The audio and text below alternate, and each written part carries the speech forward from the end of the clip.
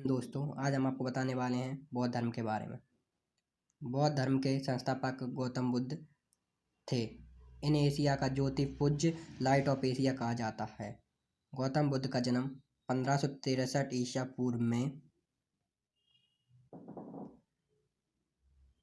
कपिलवस्तु के लुम्बिनी नामक स्थान पर हुआ था। ठीक है। इनके पिता शुद्धोधन शाक्य गण के मुखिया थे। इनकी माता मायावती की मृत्यु इनके जन्म के 7वें दिन ही हो गई थी। और आप इस तरह के देख सकते हो बुद्ध के जीवन से संबंधित बौद्ध धर्म के प्रतीक, घटना और प्रतीक। जन्म कमल एवं सांड, घृतया घोड़ा, ज्ञान पीपल बोधि वृक्ष, और प्रथम उपदेश था चक्र, निर्वाण क्या था पद चिन्ह, मृत्यु क्या थी स्तूप। साथ ही आपको पता होगा इनकी मायावती की मृत्यु इनके 7वें दिन ही हो गई थी। इनका लालन पालन सौतेली माँ प्रजापति गौतमी ने किया था। इनके बचपन का नाम क्या था सिद्धार्थ था, जो कि आप अभी पढ़ते और सुनते आ रहे हो।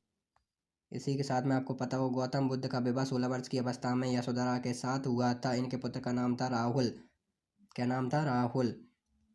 सिद्धार्थ जब कपिलवस्तु की सैर कर पर निकले तो उन्होंने निम्न 4 दृश्यों को देखा था। बूढ़ा व्यक्ति, एक बीमार व्यक्ति, शव एवं एक सन्यासी व्यक्ति। शारीरिक समस्याओं से व्यवस्थित होकर सिद्धार्थ ने 29 वर्ष की अवस्था में गृह त्याग किया, जिसे बौद्ध धर्म में महाविनिष्क्रमण कहा गया है।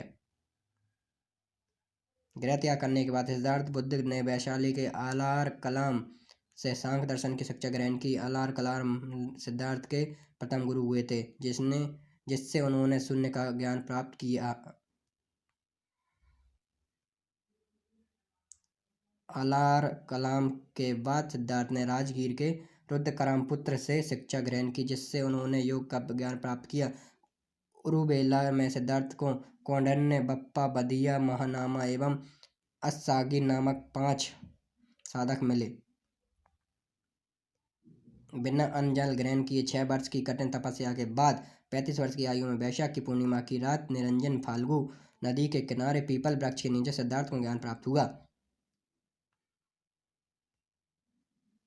ज्ञान प्राप्ति के बाद सिद्धार्थ बुद्ध के नाम से जाने गए वह स्थान बोध गया कहलाया। बुद्ध ने अपना प्रथम उपदेश सारनाथ ऋषिपंतम में दिया, जिससे बौद्ध ग्रंथों में धर्म चक्र प्रवर्तन कहा जाता है।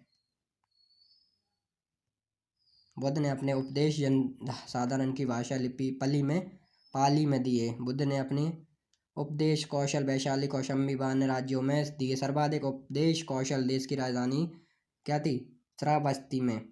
इनके प्रमुख अनुयायी शासक थे बिंबिसार, प्रसन्नतेज, उदयन। बुद्ध की मृत्यु 80 वर्ष की अवस्था में 483 ईसा पूर्व में कुशीनारा देवरिया उत्तर प्रदेश में चुंद द्वारा अर्पित भोजन करने के बाद हो गई, जिसे बौद्ध धर्म में महापरिनिर्वाण कहा गया है। मल्लों ने अत्यंत सम्मानपूर्वक बुद्ध का अंत्येष्टि संस्कार किया है। अद्भुत भारत लेखक ए.एल. बासाम के अनुसार 49 दिनों की तपस्या के बाद बुद्ध को ज्ञान की प्राप्ति हुई थी।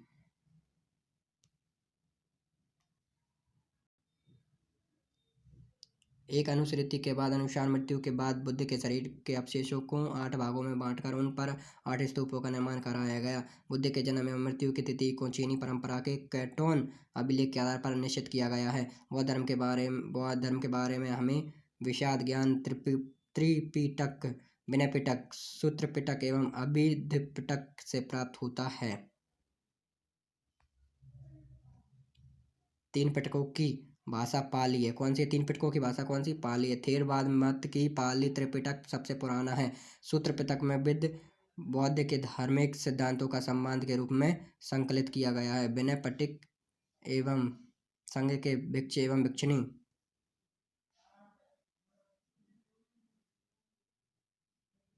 के लिए बनाए गए नियमों का संग्रह किया गया है और इसमें संघ के अनुशासन को तोड़ने पर किए जाने वाले प्रायश्चितों सूची में दी गई है। अभिबंध में सूत्र पट्टिक वर्णित सिद्धांतों को सुव्यवस्थित अनुशीलन में के लिए आवश्यक सूचियों के सारांश तथा प्रश्नोत्तरी का समावेश किया गया है। साथ ही पाली त्रिपिटकों में पहली शताब्दी ईसा पूर्व में श्रीलंका के शासक बत्तगामिनी के देखरेख में पहली बार लिपिबद्ध किया गया है। सूत्र पाठक के 5 निकाय हैं: दीघ, मध्यम, संयुक्त, अंगुत्तर, खुद्दक। बुद्ध के पूर्व जन्मों से जुड़ी जातक कथाएं खुद्दक निकाय की 15वीं पुस्तकों में से एक है। खुद्दक निकाय में धम्मपद, दैनिक, नैतिक उपदेशों की पदात्मक संकलन के थेरगाथा बौद्ध भिक्षुओं का गीत और थेरीगाथा बौद्ध भिक्षुओं की गीत है। बौद्ध धर्म मूलतः अनीश्वरवादी है। इसमें आत्मा की परिकल्पना भी नहीं है। बौद्ध धर्म में पुनर्जन्म की मान्यता है। तृष्णा को छीन होने जाने की अवस्था में बुद्ध ने निर्वाण कहा है। विश्व दुखों से भरा है सिद्धांत का बुद्ध ने उपनिषद से लिया है। बुद्ध के अनुयायियों 2 भागों में विभाजित किया गया है। भिक्षुन, बौद्ध धर्म के प्रचार के लिए जिन्होंने संन्यास ग्रहण किया था उन्हें भिक्षुक कहा जाता है। उपासक किसे कहते हैं आपसे पूछा जाए तो आप बता सकते हो। गृहस्थ जीवन व्यतीत करते हुए बौद्ध धर्म अपनाने वाले को उपासक कहा जाता है। इसी तरह आप देख सकते हो नीचे, बौद्ध संघ में सम्मिलित होने के लिए न्यूनतम आयु सीमा कितनी है? 15 वर्ष थी। बौद्ध संघ नए प्रविष्टि होने के संपदा कहा जाता है। बौद्ध धर्म त्रिरत्न है। बौद्ध धर्म कैसा है? त्रिरत्न है। त्रिरत्न में क्या होता है? बौद्ध, धम्म और संघ। बौद्ध सभाएं आप जो कि देख रहे हो स्क्रीन पर, सभा, समय, स्थान, अध्यक्ष और शासन काल। पूरी लिस्ट का आप चाहो तो स्क्रीनशॉट ले सकते हो। प्रथम बौद्ध संगति कहाँ तक थी? 400 ईसा पूर्व में राजगृह महाकश्यप अजातशत्रु के बीच में। द्वितीय बौद्ध संगति कहाँ पर थी? 1883 ईस्वी पूर्व वैशाली शवाकामी कालाशोक।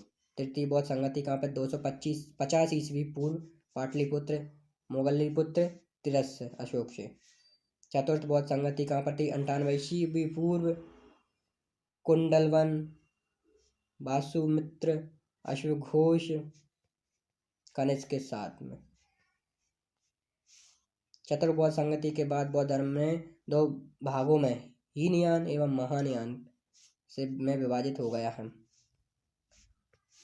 बौद्ध धर्म के महान यान संप्रदाय का आदर्श बोधिसत्व है। बोधिसत्व दूसरे के लिए कल्याण को प्राथमिकता देते हुए अपने निर्वाण का विलंब करते हैं। इसी साथ आपको पता है हीनयान का आदर्श आर्य पद को प्राप्त करना है। जो व्यक्ति अपनी साधना से ही निर्वाण की प्राप्ति करते हैं उन्हें ही आर्यहत कहा जाता है। धार्मिक जुलूस का प्रारंभ सबसे पहले बौद्ध धर्म के द्वारा प्रारंभ किया गया।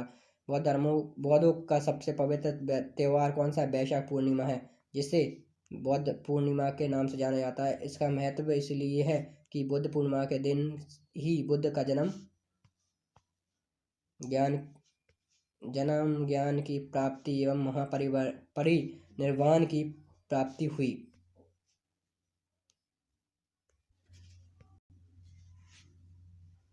बुद्ध ने संसारिक दुखों के संबंध में 4 आर्य सत्यों का उपदेश दिया है। यह हैं दुख समुदाय, दुख निरोध, दुख नोदगामिनी प्रतिपदा।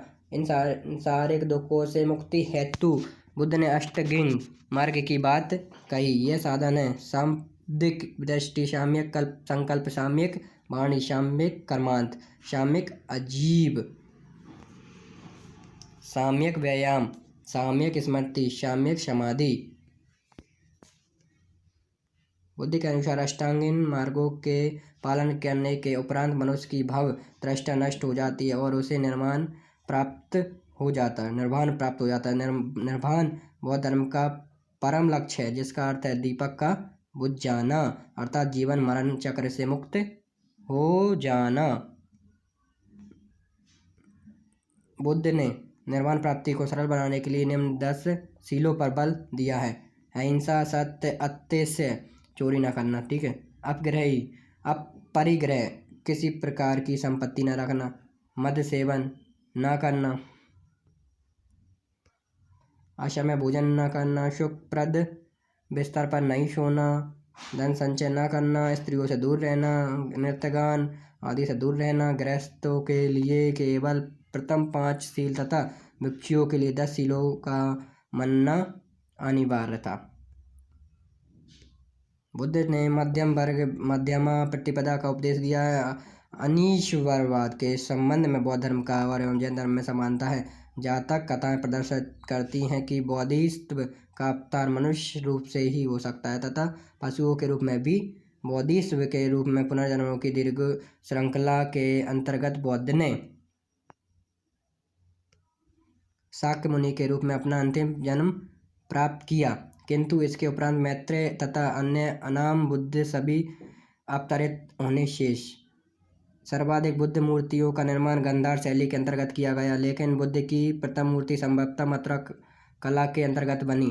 तिब्बत, भूटान एवं पड़ोसी देशों से बुद्ध में धर्म का प्रचार पदम संभव गुरु रिनपाच ने किया। इनका संबंध बौद्ध धर्म के वज्रयान शाखा से था। इनकी 123 फुट ऊंची मूर्ति हिमाचल प्रदेश रेवालपरसर झील में है। आप ये देख सकते हो।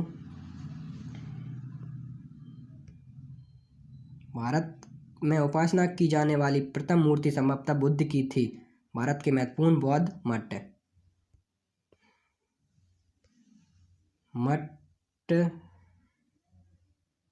ये मठ है, स्थान है और राज्य केंद्र शासित प्रदेश है। टाबो मठ कहाँ पर है? टाबो गांव स्पीति घाटी हिमाचल प्रदेश में। नामालय धर्मशाला हिमाचल प्रदेश में। हेमिस मठ लद्दाख में जम्मू कश्मीर में। थिक्से मठ लद्दाख जम्मू कश्मीर में। सासुर मठ लाहौल स्पीति हिमाचल प्रदेश में। मिंड्रालिंग मठ देहरादून उत्तराखंड। रूमटेक मठ गंगटोक सिक्किम। तवांग मठ अरुणाचल प्रदेश में। नामड्रॉइंग मठ मैसूर कर्नाटक में। बोधिमंडा मठ बोधगया बिहार में।